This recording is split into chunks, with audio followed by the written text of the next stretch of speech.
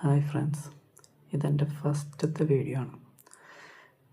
ഇന്ന് നമുക്ക് തൃശ്ശൂരിൽ സ്വിഗ്ഗി നൈറ്റ് ഷിഫ്റ്റ് വർക്ക് ചെയ്ത് കഴിഞ്ഞാൽ എത്ര രൂപ ഏണിങ്സ് ഉണ്ടാക്കാൻ പറ്റുമെന്ന് നോക്കാം.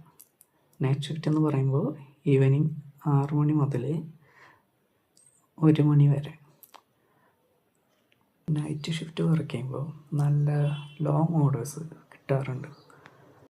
അതുമാത്രമല്ല, കാലത്തത്തെ വെയിലും ചൂടും കൊണ്ട് പപ്പട പരിവാകുന്ന അവസ്ഥയിലേക്ക് ആവുന്നത് കൊണ്ടാണ് ഞാനിപ്പോൾ നൈറ്റ് ഷിഫ്റ്റ് ചൂസ് ചെയ്യാൻ കാരണം.